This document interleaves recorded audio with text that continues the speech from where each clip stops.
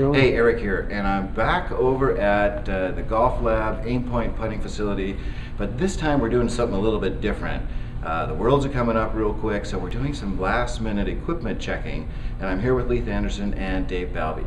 They got a fabulous setup here to look at your swing, look at the specs that are coming out the club. So I've got all dozen of my drivers with me here. We're going to compare them all side by side, and I've got Dave Balby here who's going to show you exactly what it is that we're going to be looking at on this system. So Dave, why don't you show me exactly what we got going on the screen and tell me how this fancy FlightScope thing works.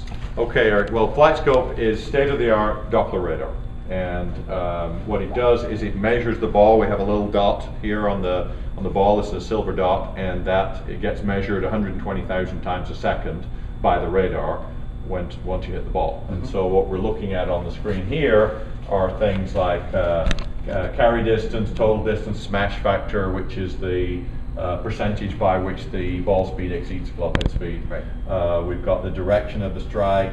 And this shows actually the dispersal pattern too. Yeah, the dispersal pattern, and there are actually 6 different screens that we can look at here, and on the other monitors we've got 3 of the other screens, so we can look at what's going on up here. We've got an acceleration profile and speed profile, so we can look at exactly how the shaft and the head are performing as you look from the different clubs. Very and then cool. we can also look at launch angle, attack angle, and spin axis. And one of the things that we've been seeing so far is that you may just swing too damn fast in the system because once we're not really used to seeing club head speeds in the 130, 140 mile an hour range. When we see that, then we're suspecting that maybe we're reaching the limit at which we can get accurate numbers indoors. Indoors. What we know is that this system taken outdoors, you don't actually need the dot on the ball outdoors because it just keeps measuring the ball for however many seconds. But here, of course, it has maybe 1/10 of a second to read the ball once you've hit it. So that's the cool thing is the ultimate test, of course, is to bring it outside. Yeah. But for us, what we're doing here today, comparing drivers side by side, that actually doesn't matter. It doesn't really matter. Because I can tell which club's performing best by comparing apples to apples side by side. Exactly. That's very cool. Exactly. And what we're also concerned with here is side spin, because that's one of the things where we want to know that's where you get that good smash number is by having square contact and no side spin. So the important things I think for us are to be able to see the launch angle and the side spin and the relative club head speed, ball speed as you go in between the different clubs. Very cool. I'm excited. Well, let's get started and see how these clubs all stack up. Cool. Thanks, okay. Dave. Thanks. All right. Okay. Hey, thanks. And Eric, great to be with you just a couple of days before the Worlds. Got to be pretty exciting. I'm really sorry I won't be down there with you, but you've got enough coaches. You can do without me. So here's what we were doing. This is like, how many years into it? 7 or 8 years into it at this point? 8th year now. 8 years into it, good Lord. And what we've tried to do always is understand why a certain golf club works. And so that in the past has been done with launch monitors, where you look at the ballistics, how far the ball is going, the spin rate, and the launch angle. And that has been interesting, but now we have a new tool that is promising to be totally different. I'm going to show that to you right now, because the new indoor radar systems which we have here, not only do they see what the golf ball is doing, but they see what the golf club is doing right at the moment of impact. Now that is a big improvement. Instead of looking at the ball and trying to figure out what happened to the player and the golf club, now we can look straight at the club and see what's happening. So that's a nice thing. So what we have going is we have a couple of images.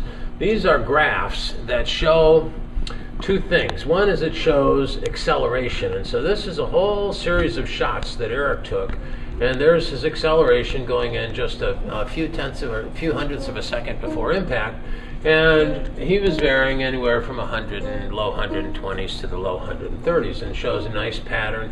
And he knows that he's got a little glitch right up there, and that's why he's going to be going in to get that rotator cuff surgery right after the Worlds. So this is nice. We get a look at how powerful is this guy now. On this side, right here, you see this is the one we're calling the fish hook. Comes right in there, we're calling it the fish hook. What that is the movement of the head of the golf club right at impact. And that's showing a little bit of acceleration just kicking right into the shot, and that's what we want. You know, so these are tools that have just changed everything in the last couple of years. So here's what we found out. Now, do you want the interesting part? Here's the interesting part, because we found out that Eric made exactly the right choice, and the launch monitor data proves it.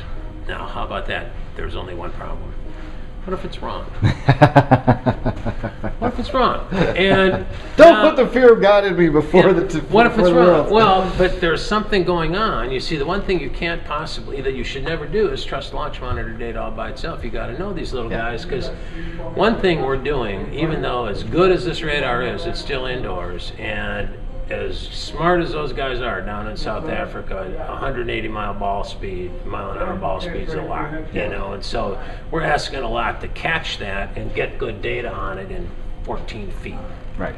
Not, you know, so there's reason. I mean, and we don't even blame them that much. You know, we think that's pretty doggone good. But now there's something going on here, and that is these two golf clubs that you know are your go-to clubs, which are your horsepowers. We're going to put them back. Well, we put them back up there. That horsepowers that you're getting higher ball speed with that golf club, even though the system is saying that it's not as good because it's spinning too much.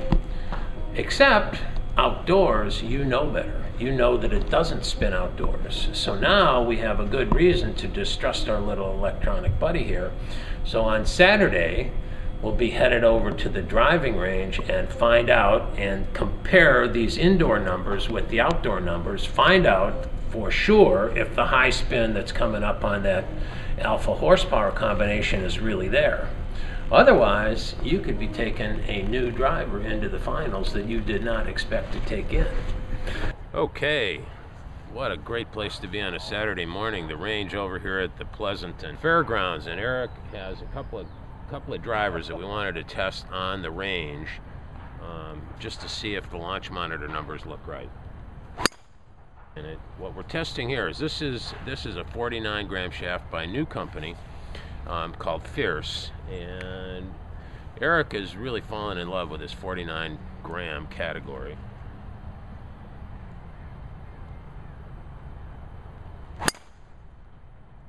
Which is really lightweight when it comes to driver shafts. Way lightweight. Probably won't be another 40 gram shaft being hit by any player at the Worlds next week. So what he's trying to do is see if this one's holding up. This Fierce has a little less torque than the one that Eric has chosen to play with up till now. Can you feel any flex or torque difference?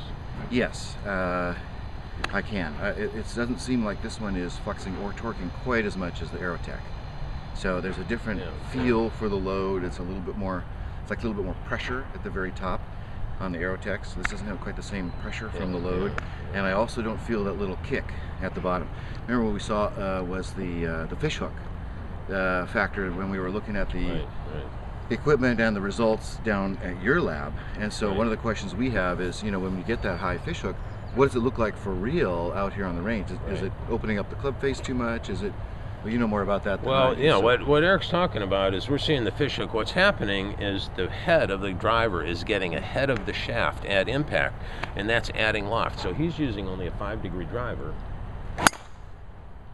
and he's hitting that that's a 4-degree driver, and he's hitting that 4-degree driver about 15 degrees in the air. So that tells you that that shaft is bending forward and adding loft to the driver head right at impact. And we're just looking for that, something that is magic. That's what you're looking for.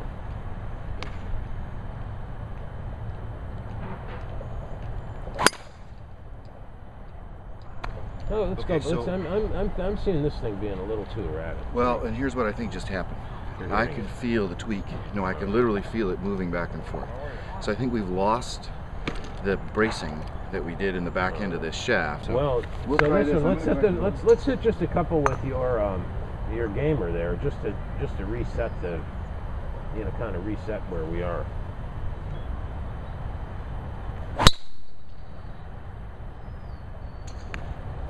It just feels completely different. It feels better.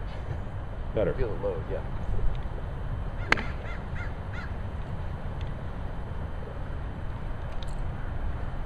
Well, this is, the other thing is this is not a real good time to be making an equipment change when the qualifications start in 2 days.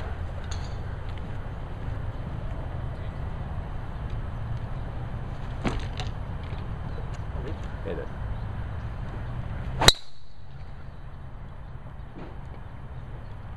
Too high?